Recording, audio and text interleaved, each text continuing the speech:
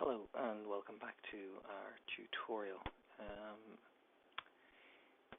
So we've created our basic mesh here. We have our, we should probably rename our mesh here. We'll call this low poly troll. And we have our armature, and we'll call this troll armature. Now, this is, we could use this as our base point for our sculpting. We could go into sculpt mode and turn on dynamic retopology and get going. But before we do that, what we're going to do is we're going to add a subdivision surface modifier. We're going to increase the view count to 2, and we will go back to object mode and set it to smooth. So that's kind of what we've got at the moment. Now, if we go in here into edit mode, we're going to have a quick look at some maybe errors we have in geometry before we start sculpting. So I'm going to go into face select mode. So there seems to be an issue here. So we have a face that is giving us this crease. I'm going to go X, delete face, and see if we can tidy this up a bit.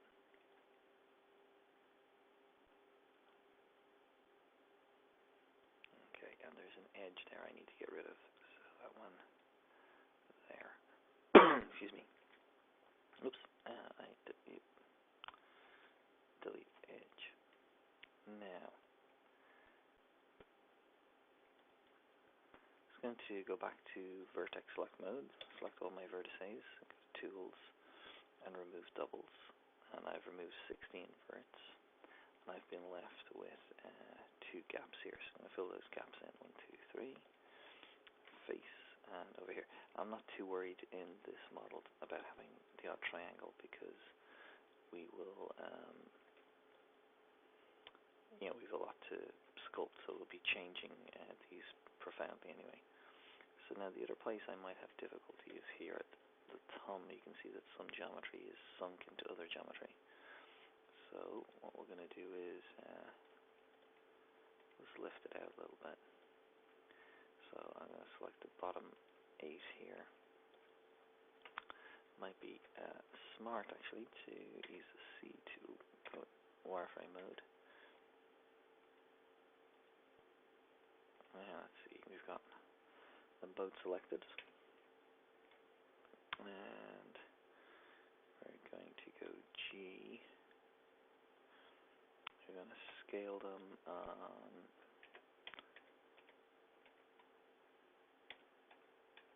I'm trying to scale them locally. Well, it's not working, so I'm going to try and move them out here. Now, this and this are very close, so I'm going to try and select these verts on their own and move them out. So now let's see what we've got. Still not perfect, but it's a lot better than what we had, which was geometry inside other geometry, which is ultimately what will be our undoing if we don't fix it before we sculpt. Okay, so that's not too bad as our fixed mesh. So let's call that file, save as, and we'll call this troll stage 2. Now, I'm going to apply this subdivision surface modifier. I normally wouldn't do that, but all we've got is we've upped our geometry to 4,500. We're going to be going a lot higher than that, but we've got a slightly more detailed sort of starting point. Now, I'm going to open up my window a bit and go into sculpt mode, change to clay strips, and I'm going to enable dynamic topology. Now, you can see it's turned off my smooth, and it has triangulated a lot of the surfaces here. Okay, so at the start here we're just doing broad strokes. So So we're not trying to do anything fancy. So, we're trying to create shapes that will give us a good sort of starting point for our when we start adding more detail in. So I'm actually starting to push things. I'm not trying to add more geometry at this stage. Just trying to make our shapes work. Okay. Now,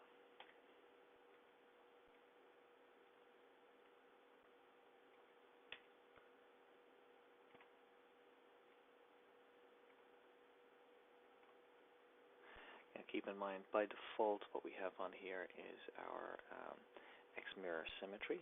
So we're going to have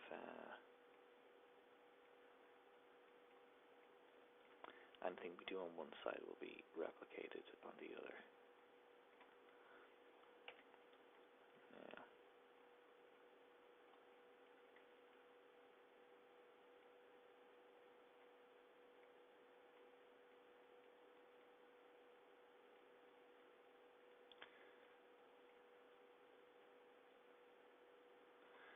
Okay.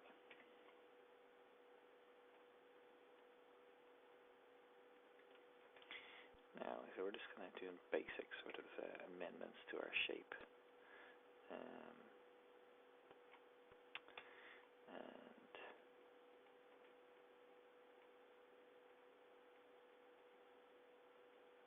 we can start to sculpt in a moment. Okay, so these are just going to very basic sort of pulling and pushing of geometry to kind of give ourselves a simple sort of or more basic starting point. So let's the tendency with a sculpt is to start immediately on the face. We're going to spend probably most time on that, but let's not start there. Let's start somewhere where we wouldn't normally start, which is on the foot. So this is a kind of troll-like character. So we're going to try and give him maybe a sort of an elephant slash sort of dinosaur kind of foot. So let's go. Let's get a reference image. So that's what an elephant foot looks like, maybe. So it's rounded at the back, and it's got 1, 2, 3, 4 toes. 3 large ones anyway, and rounded at the back. Okay, and it's quite cylindrical, but it does kind of widen at the base. So let's let's see what we can do about making something that will approximate an elephant's foot. So kind of a big stump. Okay. Okay. Now, one of the things we looked at in class was using mask tools. So I could mask the hand, but I haven't done anything to the hand, so there's nothing there to sort of save, so I'm not going to worry about it too much. Okay, so let's start making some sort of toe style appendage that comes out here. I'm going to increase my brush strength, and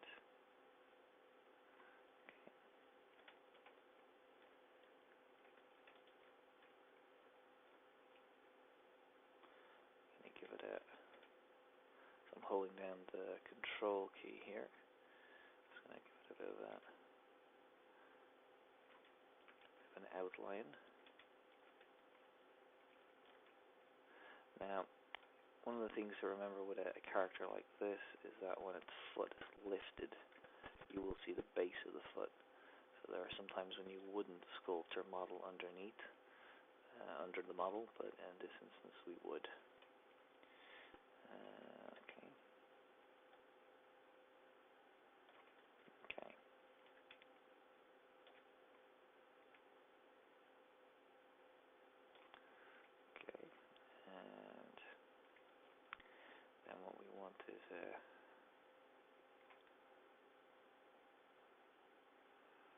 cut this back here a bit, so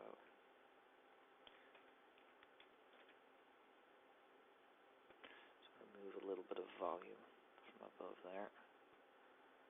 So it looks like this is slightly protruding. And then we will put in toe number 2. Now all the while this is being duplicated on the other foot. So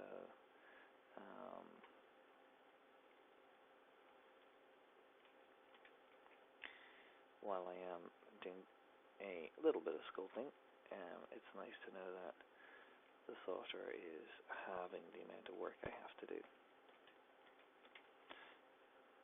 We can, if we don't want it to be symmetrical, we can always go over there and work on that a little bit later, after we've got some, basic, very basic shapes down.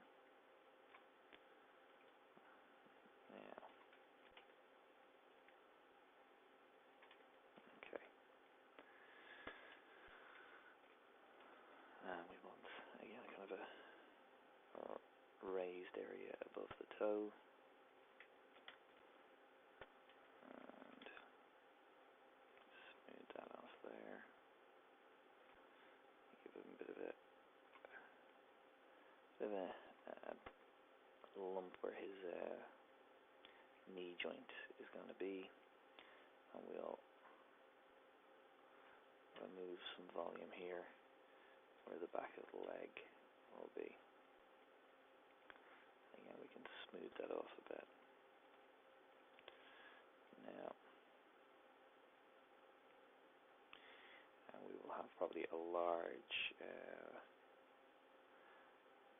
muscle here. Now, we're not going to get too much into anatomy at this stage, but we can.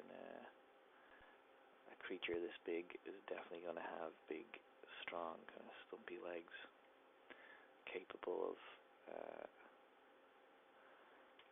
carrying a bit of weight. So, and we're going to give him a bit of a belly. Okay. Now,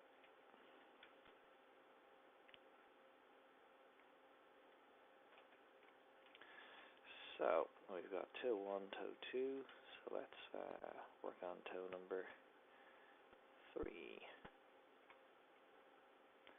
Again, all I'm doing is adding a bit of volume by using the clay strips tool. This is adding additional geometry. If I want more detail, I just need to zoom in further while adding or subtracting.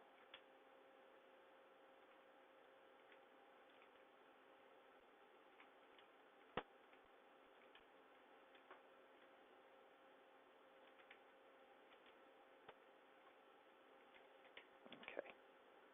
So again, at this stage, we're not trying to add in a huge amount of detail. We're just trying to get sort of rudimentary sort of shapes and get a kind of feel for the model of what exactly we want the model to do. We said we have a rounded kind of heel, so we give him a bit of a heel there. And we smooth that off a bit.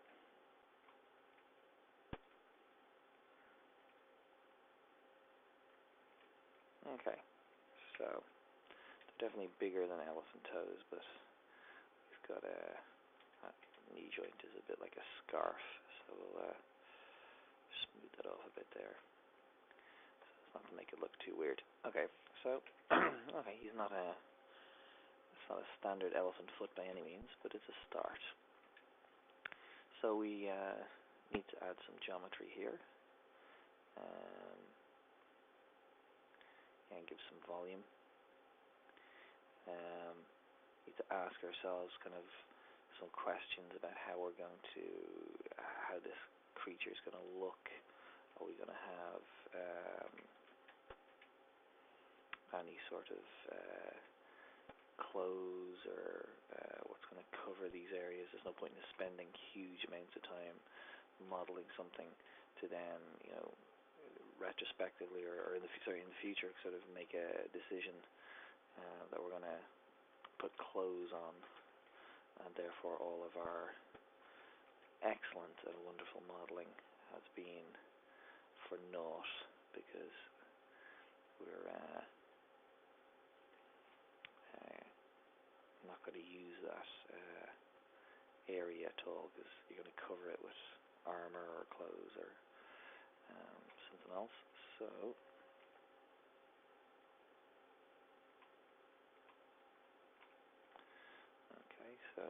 again, we're just trying to paint broad brushes, and we're just trying to get a sense of the body of this creature. So again, a lot of what I'm doing here is just adding volume to make the creature a bit more kind of proportional to the starting sort of block we've given them as a frame. So this will allow us to add in more detail in a short amount of time. We start sculpting muscles and all sorts of interesting elements. We will have to stop very shortly and make decisions about things, like I said, about clothes and other. Will it hold anything? How articulate will its hands have to be?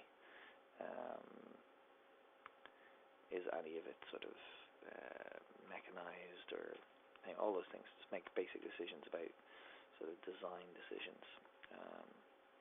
How does it move? Why does it move? How does it rotate? What axis does it rotate on, etc. So,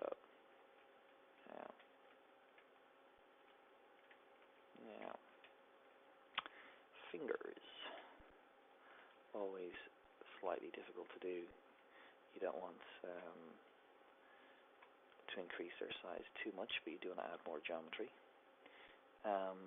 Be careful when you're doing this. One of the examples I showed you in class was it's very easy to have the brush too large, and if you do that, the result will be that you have increased the volume on one side, you can kind of see it here, while decreasing the volume on the other, and you can end up with sort of quite undesirable side effects from that. So let's have a look. There's the finger, so we'll smooth it off a bit, so we'll give it a little bit of a fingernail. And we don't want to put in too much detail at this stage, because it will end up being drawn over very shortly when we get in to do a more detailed version of this. But this will give us just a sense of sort of scale.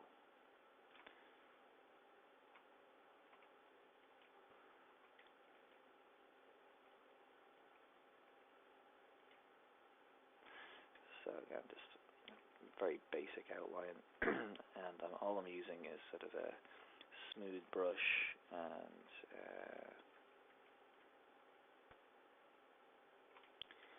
give him a bit of a knuckle.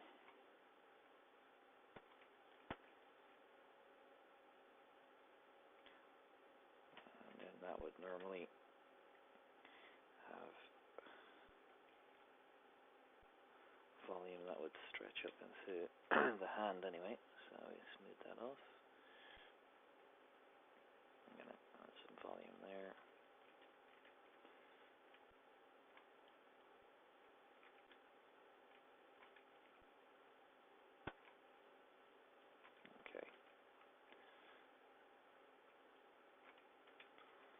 Okay, so these fingers are yes, crooked, but we'll work with that. So I'm not going to do the face in this video here. I'm just going to stop shortly after I get these fingers done. Um, Now, one of the techniques I'm going to show you shortly is how to hide part of your model in sculpt mode so it doesn't get in the way. As you can see here, I'm sort of having to rotate around the body, which is obviously not desirable.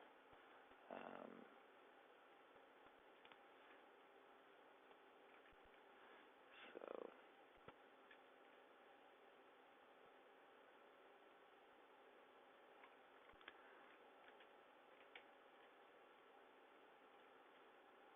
now, nearly there.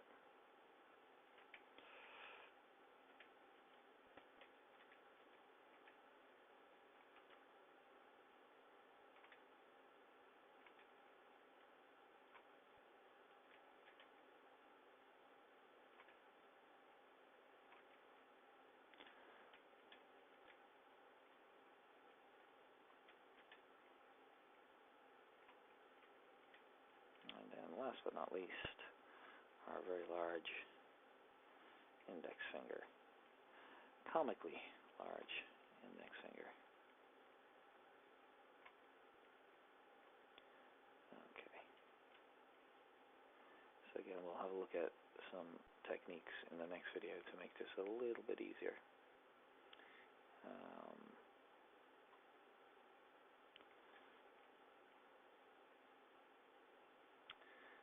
Okay. I got my thumb still left to do after this. It shouldn't take too long.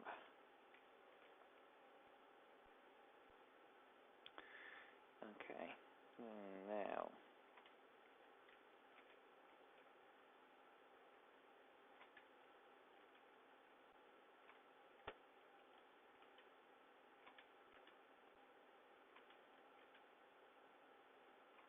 okay.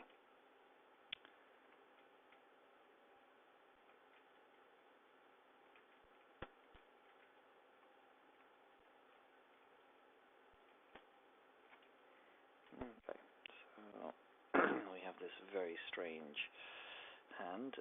I still have a couple of areas in here that need to be more geometry added and smoothed off, and we'll come back to do this and add volume to the right places, etc. in the hand. So we'll come back to that.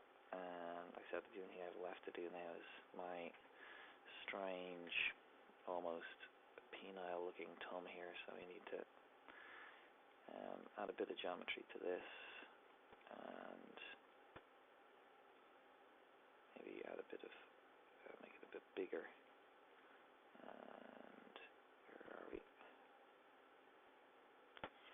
So if you were making a model that was going to very, very closely resemble its original starting mesh, and you could actually, we were talking in class about making three models, a low,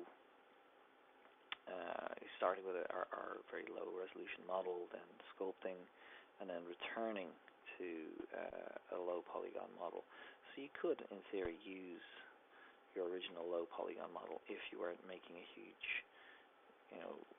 differences to the original size and scale of the model in this kind of stage here.